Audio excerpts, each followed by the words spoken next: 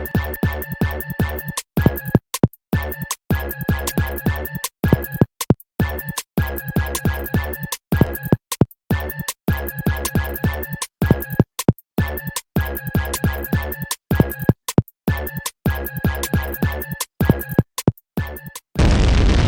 you know I got to lean in. Yes, welcome back to the Lunch and Lean. And it's giving Think Pink. Are we barbs? What's going on?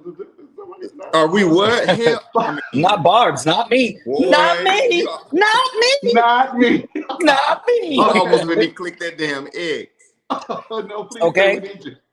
Okay, you guys, I'm Chase. Welcome back for another week. Thank you for making last week's show such a success.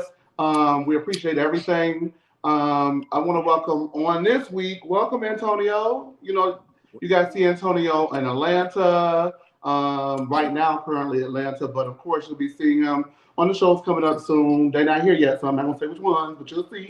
And we have our host, the Real Housewives of New York City reboot. Hey down there, how you doing, Jamie? Thank you for having me on. I think this is my first lunch and lean that I've been on since you consistently have been doing and It hosting them. is. This is So what we it's my got the first. first time. Mine as well. Jamie. Yes, I love that. It's very I Watch know What that's Happens right. Live. We want to get it Cherry spicy, is popped. juicy. Yes. Oh, okay. Hold Yeah, on. that's true. Why not? All right, so we do this thing where we start off, we get it wet, we get a little appetizer, we call it the snack, where I don't tell them what the hell going on. So this is the snack, and you know, as we all know, that good old Beyonce was down to the Atlanta 3 days in a row, and the first night Atlanta gave it up on Friday night, night two, and then Monday she gave the girls the forbidden trio of Thick, All Up in Your Mind, as well as Drunken Love. With that being said, Antonio, you were there on Friday night. Were the people truly on mute, or was it propaganda? What's going on? The people was listen, mouths was shut. The people was truly on mute on Friday when she said it. And actually, you know what the gag is? She not only did one mute on Friday night, she actually did another one as well. When she finished with Before I Let Go, you know, everybody was screaming and she said everybody on mute and everybody had shut again. So we was ready on Friday night. Now Saturday night. Y'all weren't on mute, Chase. Oh my God! It was like a stadium full of Dr. Simone's was in the building. That was like. Did you see her? Now I would say this, and I don't care what your classism, whatever you want to call it, up here, down there, ism. Our side in the club section, we were quiet. Now the other side of the stadium, you can hear them from all the way over there. It was like You can say it, the poor people. The poor It was people. so bad that when she did it, she didn't say anything. She was like, "Everybody on mute. Look around, it's me and my crew." I was like, she didn't say nothing to us. See, when she did us, we got a y'all won, y'all won, y'all won. Like she was hype. She was the queen was living, and I was as well. Wow. Anyway, It must have been. been. There. I want my money back. Huh? Actually, I don't. I'm trying to figure out when I'm gonna see you again, so I'll be there. They said no refunds. That's No okay with me. refunds. I got my money's worth.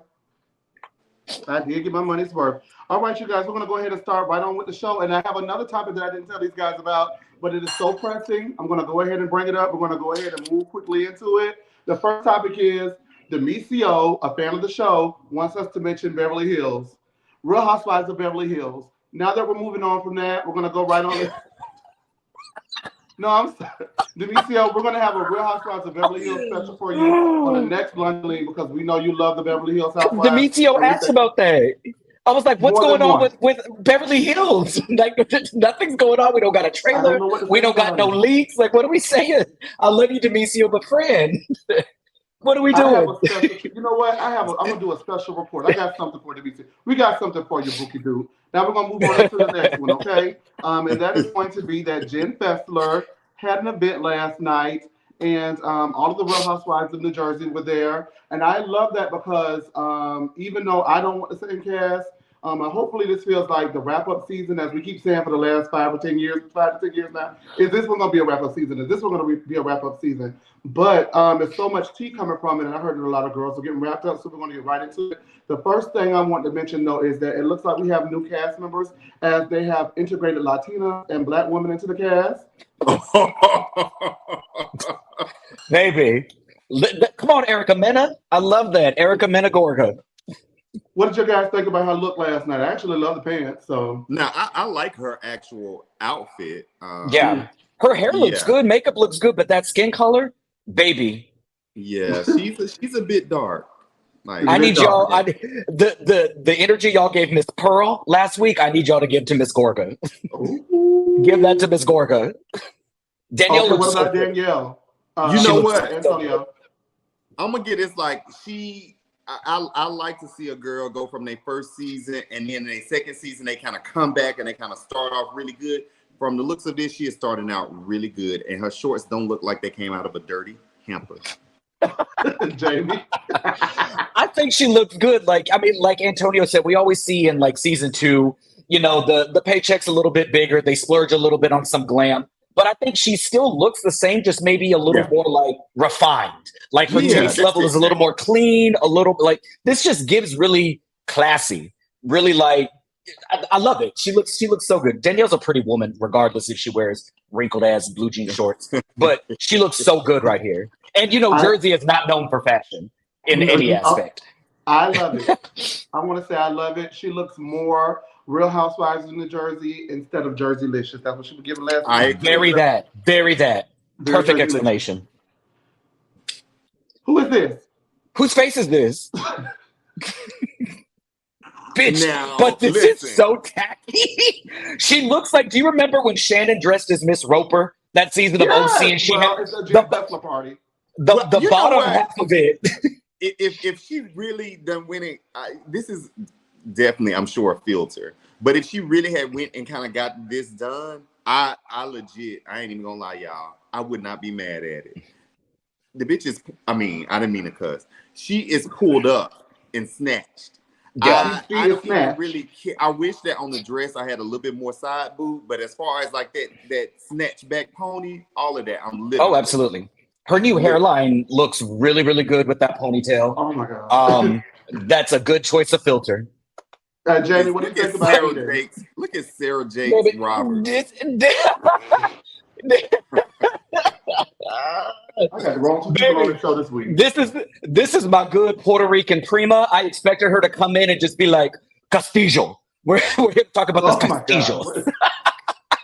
Jen looked like she went to a church service. She started shouting, and this was the after she started shouting. This is a wig. This is a horrible wig. It is a horrible fucking wig. It's sitting so far back. She's wearing Lisa Vanderpump's shoes from season 1 through 38. Like, this is what, bitch. Not a peep toe. It's August in Jersey. I know that bitch is hot in this galore. My God. Everything all right, is you guys, we'll move right along to some tea from the event. So, allegedly from this particular event, is it me or are there new alliances? Because look who's posed up together now. What's that about? Oh. Is that Jackie? Jackie and Fessler with Bad. Look at her. Now she flipped on him. And then look at this alliance. Is this a new alliance? What's going on? Danielle with Mark. Oh, okay. I wonder why what's her name wasn't there? Fuda. Oh no, Fuda was definitely there, you guys. I just didn't care to find a picture with her. I hate you. She was there. I hate her. Oh, Jen Fessler's new face looks good. Good for her. I actually really do hate Fuda, and I don't care. Speaking of which, John Fuda, her husband, got into it with Paulie, and Dolores and Paulie left the event last night over it. So it looks like John Fuda is trying to do what's her name, Rachel's job, and I'm not here for that. See, this is where the Real Housewives of New Jersey, they lose me because the men, they overcompensate. Like, oh my goodness. We had Joe, and then we have Dolores' ex-husband, and now this Fuda doing Team Too Much with them teeth sticking out his head like that. I am not here for it. Do you guys think these are new alliances or just coincidental photos? And what do you think about Fuda confronting Paulie? Go ahead, Antonio. I think that this is I think that, I won't say coincidental photos. I think that they are photos that were strategically put out to kind of confuse us so that we won't know really what's going on. Because we've seen that in the past with some of the other shows, and it's like, oh, well, this person is standing beside that person and blah, blah, blah. But yeah, that's what I think. And John Fuda, he needs to go. He needs to go.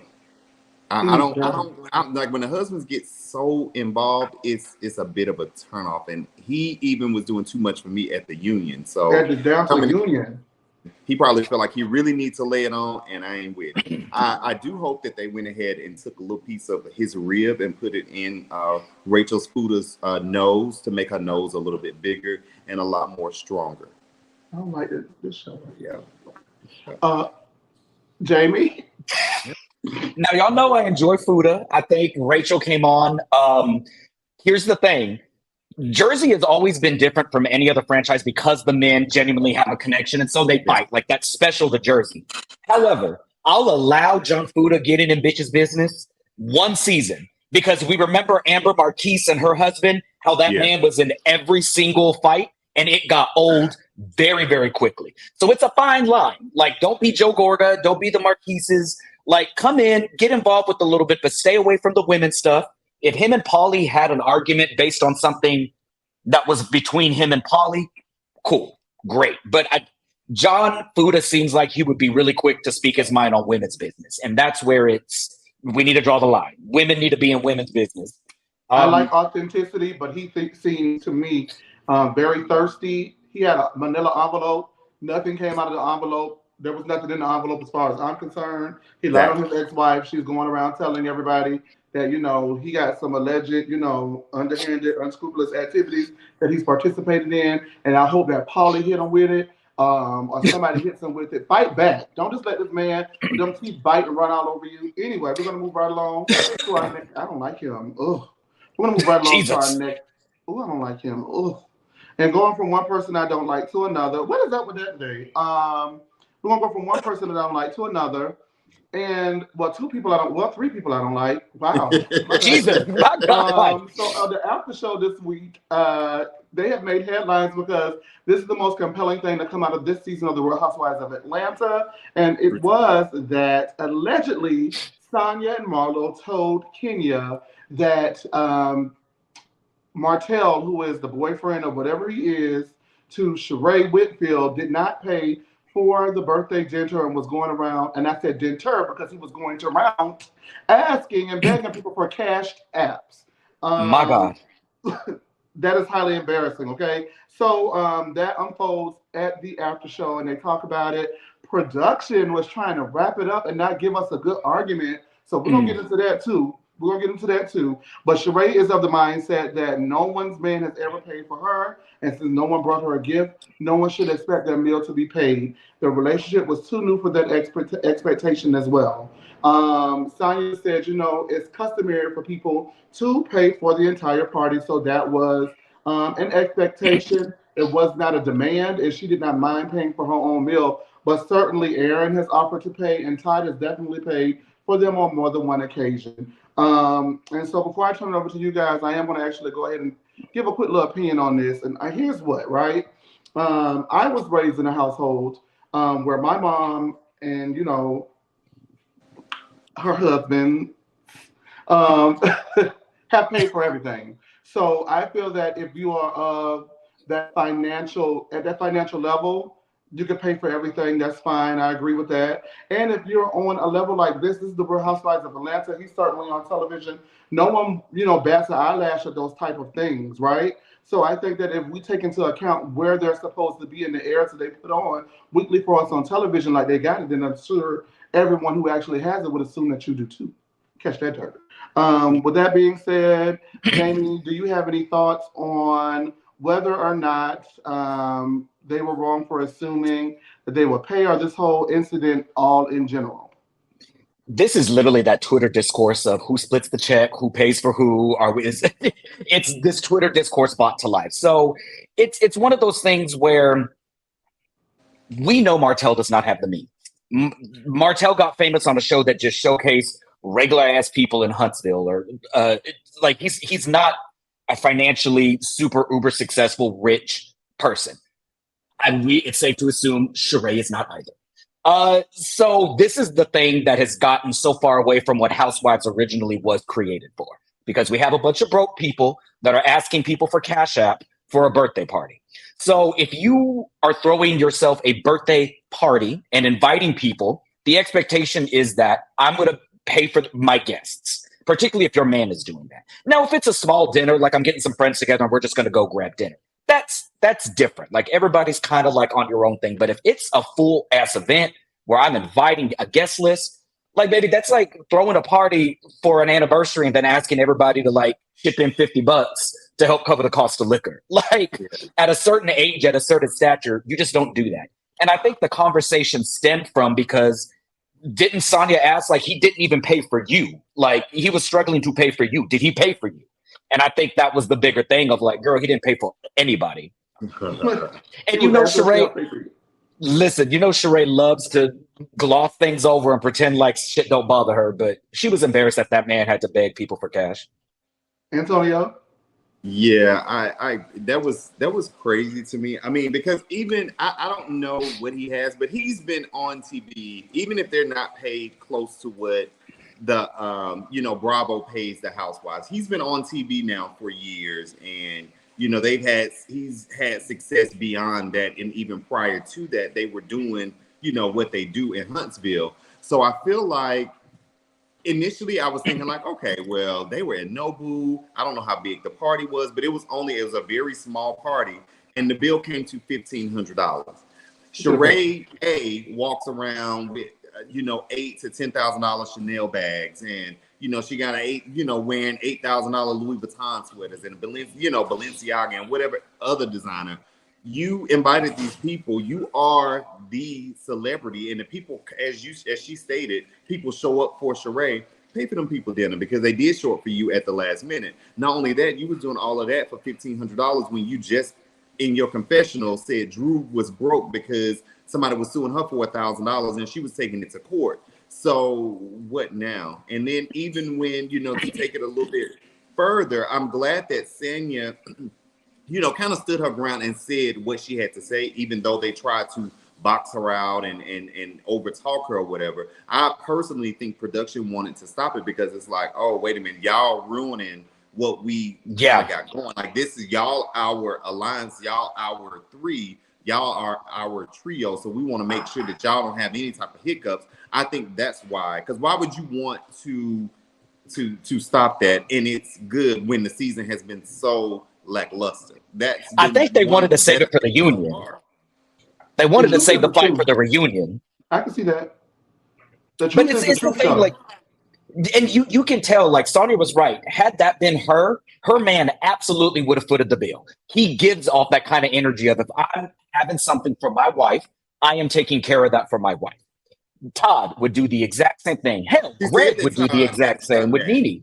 There are certain people that would absolutely do that, but Marlo would not, and Sheree would not. When at the charity event 3 episodes ago, Sheree was like, "I'll just I'll donate." Like, girl.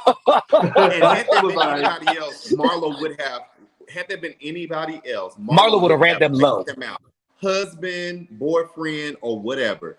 Kenya would have even paid, laid them out. Yes. But you know what? It's quite interesting because allegedly Marlo and Sonya did lay him out. Catch that jerk. What I want to say though is, as I mentioned earlier, I remember now vividly, me and my brother invited everyone out to my mom's birthday dinner, and the bill came, and they were looking like, "Chad, we're gonna go ahead and get up out of here." Me and my brother was like, y'all gonna pay for this.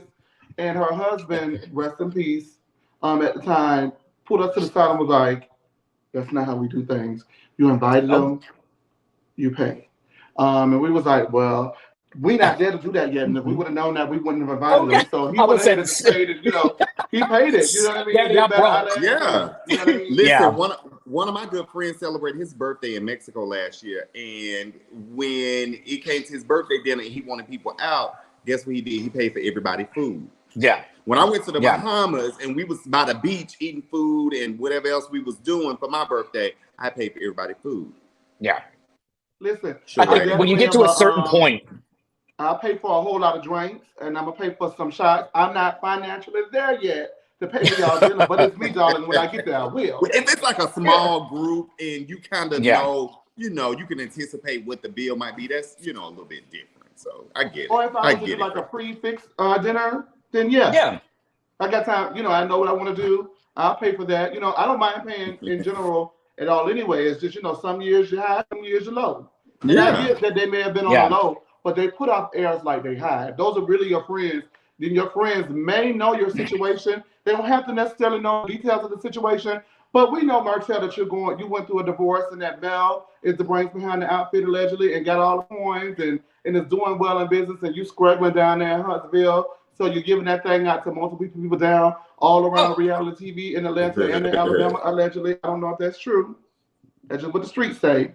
So yes, am I surprised that he could not muster up enough money to pay a $1,500 bill? No, I'm not. But if it's my man, and I'm serious about my man, and I love my man, just use my card and go into the thing and pay it. Don't let anybody sneak it. Yeah. Well, and the thing is, and we'll work it out later on. Yep. If you don't know that you have the money to foot a bill for 10 people, baby, I'm going to take you out to Nobu. I've got the bill for you. Like, what does it matter if there's 10 people celebrating your birthday when you're my man, or is it's you and I? Like, why are you trying to front? Why are you trying to put on for people, put on for cameras? That's the storyline since the first season, Jamie. Everybody on mute. You know what? One other thing. I wonder if they then took the check, if he like sat down and kind of counted like, okay, you had a steak, you had blah, blah, or he just was like, okay, so the bill is $1,500. It was 10 of us. Everybody cash out me $150. If he did it like that. That's so grimy. Can you imagine that being done on like Beverly Hills or being done on Eddie? Oh my God. Even Jersey, horrified. Jersey, Beverly Hills, that would never happen. I don't think Garcelle would do it. If we go a little bit further and say like on Married to Married. Garcelle would not do that. Don't do that shit. That would happen at Potomac. Robin would do it. Robin would absolutely do that. Well, one ain't coming to dinner, so so that's 9.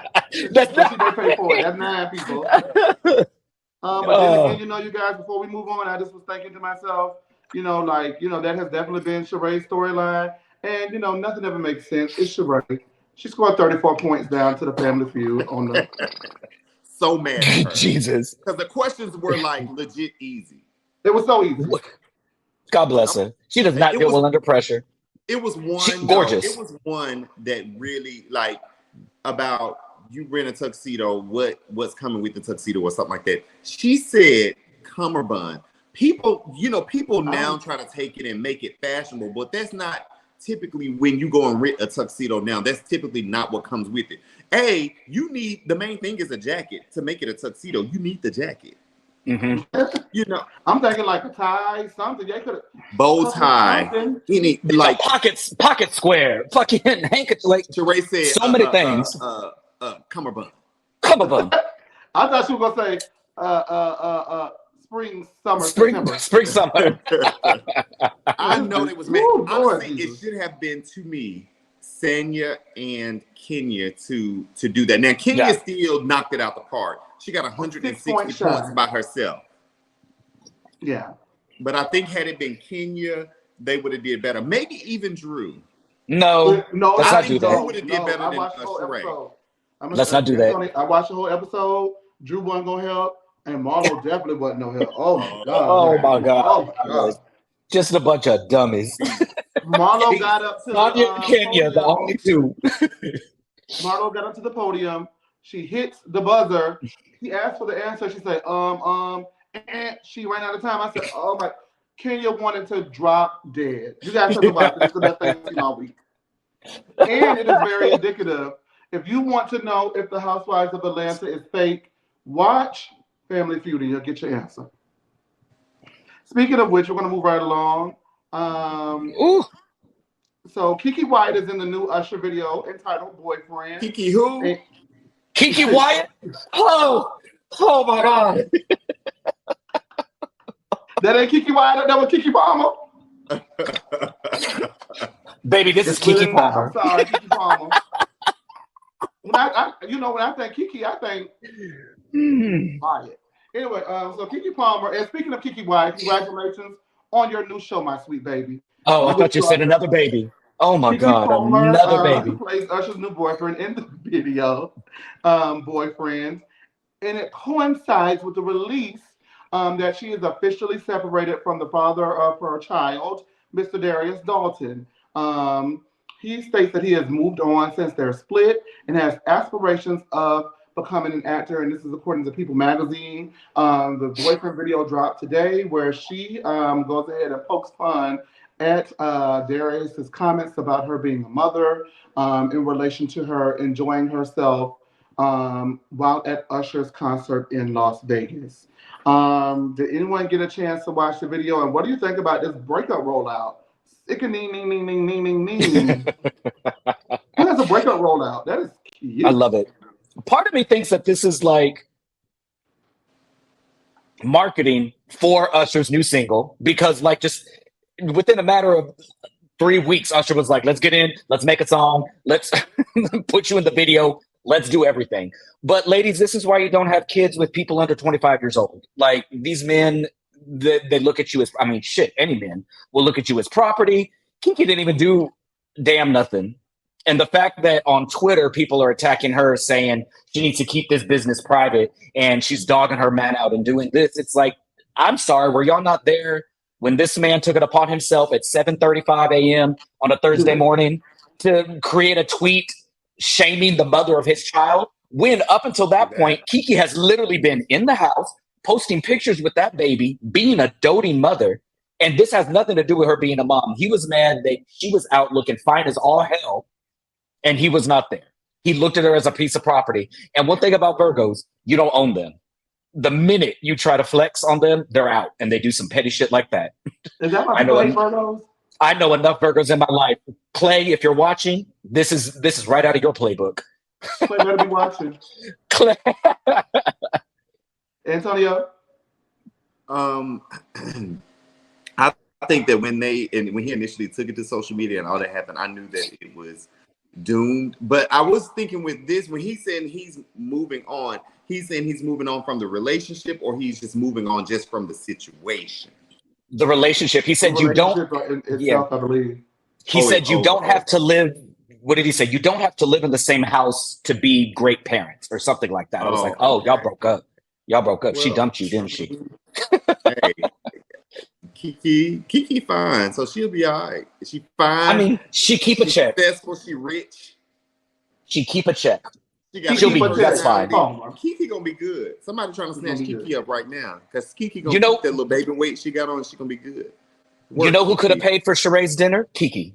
Keke could have paid for Sheree's dinner. Darius would have been asking for a cash app. Darius would have been asking, and Keke saw that and said, "I gotta go. I can't do this." I'm going to Usher concert. That's what Keke said. He's talking about, roles and relationships and stuff like that, but Keke would have paid for dinner. With that being said, we're gonna go ahead and move on. She looks so good here. Y'all know I'm not a big Kenya fan ever, but she looks so goddamn good right here. Oh my God. You talking about Kenya or Carlos? Oh, not that lady. Kenya. Carlos look good too. Okay, you guys, so we're gonna move on. Kenya had to sit down with Carlos. One thing I will say about these sit downs is I like how evenly spread out they are. So, most people would book a Nene and then not book a Kenya or book someone else to get their side of, what they felt and all that. And I think that is smart that he went ahead and gave Kenya a platform, because certainly she was mentioned quite a lot from the Nene interview and Nene's thoughts about her time with Kenya on The Real Housewives of Atlanta. Some things that stuck out mainly for me outside of her very tumultuous childhood was the season 5 tea that we got. So we're going to get to that season 5 tea, because I don't know if you guys know, but season 5, even though it may not be the best, it is my favorite season. And I didn't realize there is a stark contrast that you realize watching seasons 1 through 4 and then 5. Everything is completely different because they moved to new producers for season 5, and they only produced that particular season. The Real Housewives of Atlanta showrunner at the time named Omar ran season 5, and so that's why it's funnier, it's lighter. It's just a big difference. But if you go back and you try to rewatch season 4, because at the time I was all in, but season 4 dragged from Africa to the end of the season. Like, it drags. And so I see why they're now saying that the Real Housewives of Atlanta, like, it was starting to become a little stale. And then Portia and Kenya came and shook things up and undoubtedly changed the trajectory of the show. And on that, Kenya says that due to Kim, and her lack of participation, yet they're getting a check, that some of the ladies went on strike. during season 5. After they had the dinner where Kim quit, the brunch where Kim quit, and casting then opened back up, and that is how Portia was cast. So as you see, if you go back and watch, Portia's introduced season 5, episode 3, but she actually didn't film a lot of her stuff until well after that. So I'm sure there were pickup scenes, and they rushed and got her on that trip to Anguilla. I think that is insane. The fact that she gets into it, they film those 2 scenes while the other ladies are on break, the initial meeting, the charity event, and then they're off to Anguilla. That is, them 2 girls came to work and they were coming to get a check. It didn't matter what was going on. So I'm gonna give them that. And then another thing that stuck out for me from season 5 was she says that she wasn't officially made a housewife until well after Nene's Women in Success event, which had the who's who of Atlanta trying out. You had Ebony Steele there. You had Miss Amira Stackhouse. Wife. I'm sorry? Jerry Stackhouse's wife. Yes, Amira Stackhouse. But you also had Kim Burse there, and Kim Burse at the time was doing production for Beyoncé and the Grammys and everybody. So like she's there on camera talking. Maya Sly was there. I don't know if you guys noticed. Maya Sly was there from Cutting It in the ATL. So everybody was there trying to get on that show. Anyway, she wasn't made an offer, and she filmed months into that show without pay, which a lot of them did at the beginning because they didn't know what role they would receive. But Kenya said, listen, baby, I am Kenya Moore. I am Black Chitlin Circuit royalty, and you are not going to keep having me up here filming these things with these girls, and I don't know what's going on, and I ain't even getting paid for it, okay? And then lastly, she spilled some tea about Phaedra Parks, child, and that Phaedra Parks actually represented Walter, her ex-boyfriend, and fed him lines when he was on that radio show, allegedly, disparaging Kenya, stating that they were never together, and Kenya wanted to pay him for his time on the show. With that being said, did you guys have any thoughts about Kenya's interview with Carlos? Jamie, I'll let you go ahead and go. First thought about this, good for Carlos because he's kind of become synonymous with like reality TV success and surely catapulting Bravo and the Housewives of Atlanta specifically into the echelon of like pop culture, like history. I also thought it was very, very interesting that he's getting so many big names. The Nene interview, yeah, she's cut all ties with Bravo, so her spilling tea with him is not anything big. But Kenya, who is still currently with Bravo, still currently under contract, still currently filming, coming on and giving all this behind-the-scenes dirt was a little shocking to me because Andy Cohen is notoriously controlling when it comes to his harem of women that he views as possessions and not as friends, no matter what he wants them to believe. Is Bethany down there? Listen, Bethany about to pop up, but she has her own podcast. I think Carlos is smart doing this. He's bringing it on. In my opinion, these have been more entertaining than Watch What Happens Live. And if Andy would just cut the facade and allow these women to really talk about their experiences, I feel like people would tune in to these shows a little bit more. That being said, it's insane to me that I can see Bethany now wanting to unionize because that's nuts that you take time away from other jobs to film for months, not being paid and not knowing if you're going to be promoted to a place where you are going to be paid. So essentially, I've worked for free for 2 to 3 months on the off chance that maybe y'all like what I did. It's nuts to work for free season 4. She never got paid for the entire season 4. Never got paid. That's nuts. Not Marlo. But Marlo. But okay. I mean, she looked it. But it's also crazy to me that at one point Portia was even considered like to not even be part of the cast. Like Portia Williams now, who is like now has created a brand and a name, and she's iconic as far as one of the best housewives to ever grace the screens, regardless of what you think. But it's just insane to me that there was a time when she was literally fighting for another woman to possibly be on a show. Portia fought for years nuts. on that show. If you look at it, at this point. Literally, physically, and emotionally. Antonio. No. So I thought the first part of the interview, I thought it was great. you know, she kind of threw her little fun shade in there, which I was okay with because, you know, Nene had threw her shade, you know, and stuff like that as well. One of the things that stuck out to me outside of that was also them kind of banding together in season 5 because I thought it was just like, okay, everyone felt that Kim was getting preferential treatment, you know, so they banded together and said they weren't filming because of, you know, the way that they felt that Kim was getting treated, you know, compared to how they were getting treated. I thought that was kind of like, you know, in regards to, we know what happened, and, you know, as it relates to Nene and Bravo and all of that.